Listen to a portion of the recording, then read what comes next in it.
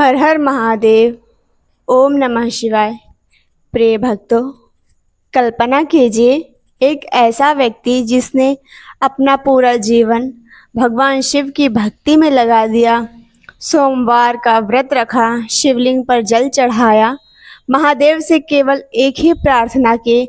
लेकिन एक दिन उसे पता चला कि उसकी सबसे बड़ी इच्छा तो पूरी होगी, लेकिन उसकी कीमत इतनी बड़ी होगी कि शायद कोई भी इंसान उसे स्वीकार ना कर पाए। उसके सामने भगवान शिव की कृपा भी थी और भगवान शिव की परीक्षा भी। आखिर वह भक्त कौन था? उसके साथ ऐसा क्यों हुआ? और जब उसके जीवन में सबसे बड़ा संकट आया तब महादेव ने उसे किस तरह संभाला? अगर आप भी सावन सोमवार को श्रद्धा से भगवान शिव का स्मरण करते हैं तो आज की कथा अंत तक जरूर सुनिए, क्योंकि इस कथा का सबसे बड़ा संदेश यही है, जिस भक्त का विश्वास सच्चा हो उसकी परीक्षा चाहे जितनी बड़ी हो, महादेव की कृपा से उससे भी बड़ी होती है। बहुत समय पहले की बात है। एक नगर में एक बहुत धनवान साहूकार रहता था। उसके घर में किसी चीज की कमी नहीं थी। धन दौलत थी, बड़ा घर था, नौकर चाकर थे, व्यापार खूब चलता था। नगर में उसका सम्मान भी बहुत था। लेकिन उसके जीवन में एक ऐसी कमी थी जिसने उसके मन को भीतर से परेशान कर रखा था। उसकी कोई संतान नहीं थी। वह बाहर से कितना भी खुश दिखाई देता, लेकिन जब शाम को घर लौटता और दूसरों घर में बच्चों की आवाज़ सुनता तो उसका मन उदास हो जाता। उसकी पत्नी भी मन ही मन दुखी रहती। दोनों ने बहुत उपाय किए, दान पुण्य किया, ब्राह्मणों को भोज कराया, तीर्थों की यात्रा की, लेकिन मन की इच्छा पूरी नहीं हुई। एक दिन साहूकार की पत्नी ने कहा, स्वामी, यदि संसार में सभी उपाय कर लिए जाएं तो अब एक ही सहारा बचा है। साहूकार समझ गया। उसने कहा, महादेव। पत्नी ने सिर झुका दिया। उस दिन से साहूकार ने निश्चय किया कि वह प्रत्येक सोमवार भगवान शिव का व्रत करेगा। सुबह जल्दी उठता, स्नान करता, स्वच्छ वस्त्र पहनता, शिव मंदिर जाता, शिवलिंग पर जल चढ़ाता, बेलपत्र अर्पित करता और हाथ जोड़कर बस एक ही बात कहता, हे भोलेनाथ, मेरे घर में संतान का सुख दे दीजिए। लेकिन जो भी हो, आपकी इच्छा में ही मेरी इच्छा है। यह बहुत महत्वपूर्ण थी। उसने भगवान से केवल अपनी इच्छा नहीं मांगी, उसने अपनी इच्छा को महादेव की इच्छा के चरणों में रख दिया। समय बीतता गया। फिर सावन का पवित्र महीना आया। चारों ओर हरियाली थे, मंदिरों की घंटियां बज रही थी, शिवालयों में भक्तों की भीड़ लगने लगी। हर तरफ एक ही नाम सुनाई देता था, हर हर महादेव। साहूकार की भक्ति भी और बढ़ गई। अब वह सोमवार को विशेष रूप से भगवान शिव का पूजन करता। कई लोग उससे कहते, इतना धनवान होकर भी तुम इतनी कठिन भक्ति क्यों करते हो? साहूकार मुस्कुराकर कहता, धन से जो नहीं मिलता वह भोलेनाथ की कृपा से मिल सकता है। उसकी पत्नी भी उसके साथ खूब पूजा करती। दोनों ने मन ही मन एक विश्वास रखा, एक दिन महादेव जरूर सुनेंगे। और फिर एक सोमवार को जब साहूकार मंदिर में बैठकर भगवान शिव की पूजा कर रहा था, तभी मंदिर के वातावरण में जैसे एक अद्भुत शांति छा गई। साहूकार की आंखें बंद थी। वह ओम नमः शिवाय का जाप कर रहा था। उसी समय उसके मन में एक अद्भुत अनुभूति हुई।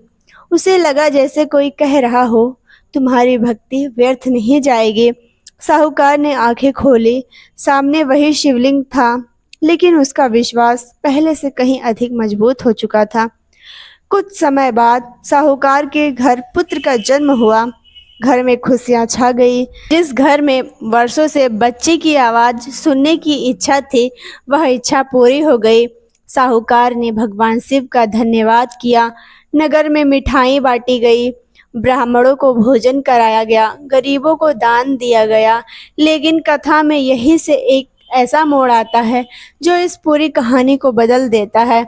परंपरागत कथा के अनुसार बालक के जीवन के संबंध में एक कठिन बात बताई गई। उसकी आयु केवल 12 वर्ष होगी। यह सुनकर माता पिता के पैरों तले जैसे जमीन खिसक गई हो। जिस पुत्र के लिए वर्षों तक प्रार्थना की, जिसे पाकर घर में खुशियां आई, उसके जीवन को लेकर ऐसी बात सुनना किसी माता पिता के लिए कठिन होगा।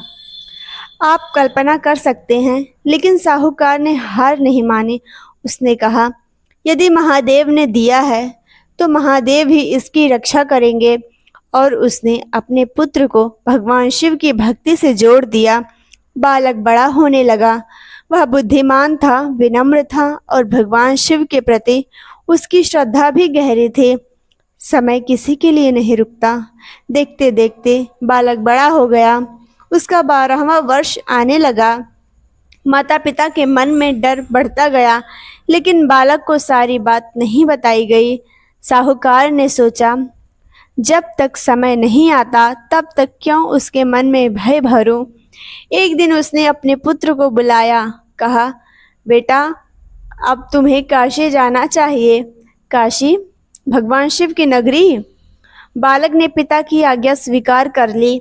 वह अपने मामा के साथ काशी की यात्रा पर निकल पड़ा। रास्ते में जहाँ भी शिव मंदिर मिलता वह रुकता, भगवान शिव को प्रणाम करता, ओम नमः शिवाय का जाप करता और आगे बढ़ जाता। आखिर वह काशी पहुँच गया। वहाँ जाकर उसने भगवान विश्वनाथ की भक्ति शुरू कर दी। सुबह स्नान, फिर शिव दर्शन, फिर पूजा, फिर भगवान का नाम स्मरण। उधर उसके पिता के मन में एक ही चिंता थी। वह समय नज़दीक आ रहा था। अब कथा उस मोड़ पर पहुंचती है जहां एक माता पिता का विश्वास और एक भक्त की श्रद्धा दोनों की परीक्षा होने वाली थी। 12 वर्ष की आयु पूरी होने का समय आया। घर से दूर काशी में बालक भगवान शिव की पूजा कर रहा था। उसने अपने मन में कोई भय नहीं रखा। वह तो भोलेनाथ के चरणों में बैठा था। उसे विश्वास था, जिस भगवान ने मुझे जन्म दिया है वही मेरी रक्षा करेंगे। और यही सच्ची भक्ति है। जब मनुष्य संकट में हो तब भी भगवान पर विश्वास रखना, सिर्फ सुख में भगवान को याद करना भक्ति नहीं। संकट में भी भगवान का हाथ न छोड़ना, यही श्रद्धा की असली परीक्षा है। बालक मंदिर में बैठा था। उसने आंखें बंद की और फिर शिव जी का ध्यान करने लगा। उसके मुख से निकला, ओम नमः शिवाय। उसने फिर कहा, हे महादेव, मुझे संसार की कोई वस्तु नहीं चाहिए, मुझे केवल आपकी भक्ति चाहिए। और प्रिय भक्तों, यही वह क्षण था जब कथा में भगवान शिव की कृपा का अद्भुत प्रसंग आता है। बालक की आंखों से आंसू निकलने लगे, लेकिन उसके मन में डर नहीं था। उसने शिवलिंग को देखा और कहा, भोलेनाथ, यदि मेरा जीवन आपके चरणों में है तो मुझे किसी बात का भय क्यों हो। यह कहते कहते उसने अपना सिर शिवलिंग के सामने झुका दिया। कथा में कहा जाता है कि उसकी अटूट भक्ति से भगवान शिव प्रसन्न हुए। महादेव ने अपने भक्त पर कृपा की। जिस संकट की आशंका थी वह टल गया और बालक को जीवन का आशीर्वाद मिला। यह केवल एक चमत्कार की कहानी नहीं है, यह उस विश्वास की कथा है जहां भक्त ने भगवान से यह नहीं कहा, मेरी इच्छा पूरी करो, बल्कि उसने कहा, मेरा जीवन आपके भरोसे है। और यही इस कथा का सबसे बड़ा रहस्य है। जब यह शुभ समाचार साहूकार तक पहुंचा तो उसकी आंखों में आंसू आ गए, लेकिन ये आंसू दुख के नहीं थे, ये आंसू कृतज्ञता के थे। उसने हाथ जोड़कर कहा, हे महादेव, मैंने आपको पाने के लिए पूजा की थी, लेकिन आपने तो मेरा पूरा जीवन ही बदल दिया। उसकी पत्नी भी शिवलिंग के सामने बैठ गई। दोनों ने भगवान शिव को प्रणाम किया। और उस दिन साहूकार को एक बात समझ में आई, भगवान के दरबार में देर हो सकती है, लेकिन भक्त की सच्ची पुकार व्यर्थ नहीं जाते। तो प्रिय भक्तों, इस कथा को केवल संतान प्राप्ति की कथा समझकर समाप्त मत करिए। इसके भीतर बहुत गहरा संदेश है। पहली सीख, भक्ति का अर्थ केवल मांगना नहीं है। हम भगवान के पास जाते हैं और कहते हैं, मेरी परेशानी दूर कर दो, मेरी इच्छा पूरी कर दो, मेरे घर में सुख दे दो। लेकिन सच्चा भक्त एक दिन यह भी कहता है, हे प्रभु, जो मेरे लिए उचित हो वही देना। और दूसरी सीख, संकट में विश्वास मत छोड़िए, क्योंकि सुख में भगवान को याद करना बहुत आसान है, लेकिन जब परिस्थितियां हमारे खिलाफ हों तब ओम नमः शिवाय बोलना यही असली श्रद्धा है। और तीसरी सीख, महादेव की भक्ति में दिखावा नहीं, भाव चाहिए। आपके पास बहुत धन हो या कुछ भी ना हो, अगर मन में सच्ची श्रद्धा है तो वही सबसे बड़ी पूजा है। जब आप भगवान शिव की पूजा करें तो बहुत बड़ी बड़ी चीज़ों की आवश्यकता नहीं है। श्रद्धा से शिवलिंग पर जल अर्पित करें, बेलपत्र चढ़ाएं, ओम नमः शिवाय का जाप करें, भगवान शिव और माता पार्वती का स्मरण करें, और सबसे ज़रूरी, अपने मन में किसी के लिए बुरा भाव न रखें, क्योंकि पूजा केवल मंदिर में नहीं होती, अच्छे कर्म भी भगवान की पूजा का एक रूप है। व्रत रखने वालों को अपनी स्वास्थ्य स्थिति और परिवार की परंपरा के अनुसार ही व्रत रखना चाहिए। उपवास को लेकर कोई कठिन या असुविधाजनक नियम अपने ऊपर जबरदस्ती नहीं लागू करना चाहिए। तो प्रिय भक्तों, आज की कथा हमें यही बताती है, जब संसार की सारी उम्मीदें कमज़ोर पड़ जाएं, तब भी अगर मन में एक विश्वास बचा रहे, मेरे महादेव मेरे साथ हैं, तो मनुष्य भीतर से नहीं टूटता।